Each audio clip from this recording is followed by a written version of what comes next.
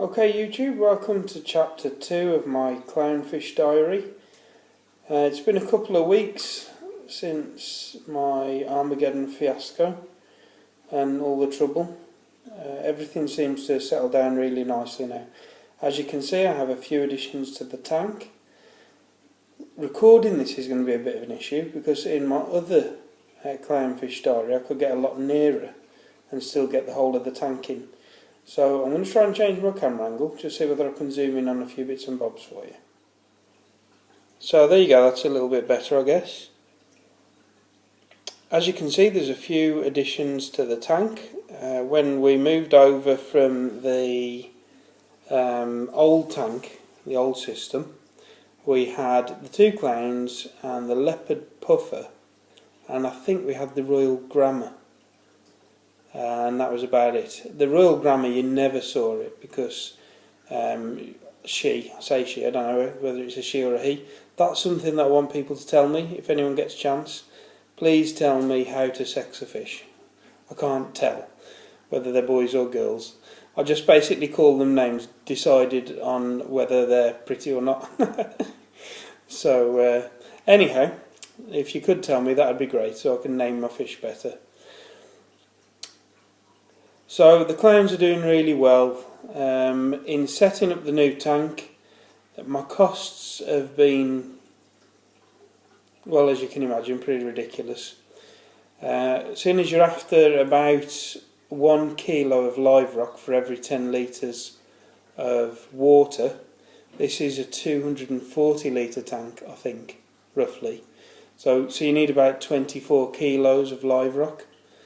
So I've increased my live rock dramatically, even though it doesn't look like I have, because the tank's fairly big. So it still looks like there isn't much live rock in there. In reality, I think there's around about 20 kilos of live rock in there now. One piece, which is the piece on the right, which it looks quite white and purple on this screenshot, that piece alone was £100. So £100, what's that, about $150, $160, something like that. But it's a beautiful piece. Very happy with all the live rock that I've bought. I've selected it individually because I wanted a certain shape created in the tank. As you can see, it almost looks like a bit of a crab. That's the idea that I'm trying to go for. So if you look to the right, you can see like a shoulder, and where the clowns are, it kind of comes around like a bit of a claw. Well, I'm going to create that the other side as well, so that the piece you can see on the left will lift up a bit more like a shoulder. Then I'll bridge that in between with a piece of rock, and then I'll have another one coming round like a bit of a claw, like I've got on the right. And then the purple piece of rock in the middle, as you can see, it kind of looks a bit like eyes and a face or something like that of a crab. I don't know. It probably doesn't, but it's just what I thought when I was doing it. Bottom left, you can see a cool piece of dead coral, which of course is also part of your live rock. The piece on the left, the flat purplish piece, that came with some corals. So, do you know what, I can't for the life of me remember what the corals are named, as in what type of coral they are. But if I move you around here, then you can have a bit of a look.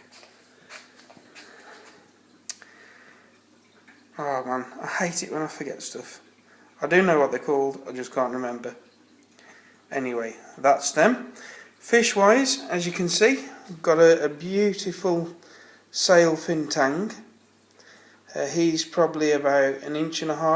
No, he's not, he's more than that. He's about 2.5 inches long.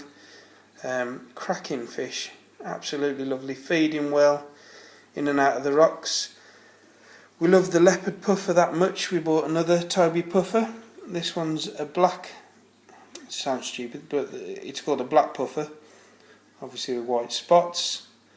I haven't really got a name for him. He kind of reminds me of like a stealth helicopter or something like that. You know, in the morning I can't see him and he kind of just appears over the top of the rocks ready to kill me. Then the star of the show is Coral Beauty. We've named her, I think it's a her because it's really pretty, and if you look, it's got purple lipstick on. Although nowadays that could be a bloke, I suppose, but still. We've called it Precious, because it looks like a precious. I don't know why. Then we've got a really cool fish over here, one of my favourites. I know not everybody likes him, but he is a magnificent fox face, and he's so cool. When he's asleep he changes colour to like a camo colour. He's totally gone now. See, that's how camouflaged he is. Oh, well, there he is. He's really cool. Looks a bit like a badger from the front, a few people have said. But yeah, when he's asleep you can't even see him. Sometimes he camouflages into the black background. Another time he just looks like a piece of cream rock or something. Dead cool. And then within a couple of seconds of putting some feed in the morning, he colours up and he's swimming around again. Really fascinating fish. Obviously we've still got the lovely leopard puffer. He's doing well. What else is there? I think you've seen the regal tang already, haven't you? Quite a small one really, probably 1.5 inches, 2 inches long, but to be fair, really feisty, flying around the tank, feeding very well. Sorry about this camera work. There he is, or she, could be a she. Oh well, it's gone now. And then we've got the lovely clowns in the red bubble tip anemone. So it's all been in there for probably about 2 or 3 weeks now. It's existing really well together, ever so peaceful. The fish are chilled out. There's a nice kind of atmosphere in the tank. We did get a few more of these. You can't really see him there. He's a red hermit. I think we've got 3 or 4 of those, and they basically just run around the sand and they take off any brown algae and things like that. Equipment wise, didn't really change a fat lot. We have the same filter or pump that I had on the last tank, because it's already got a filter in the hood, so I didn't really bother getting a big filter or anything. The hood filter seems to be doing a really good job.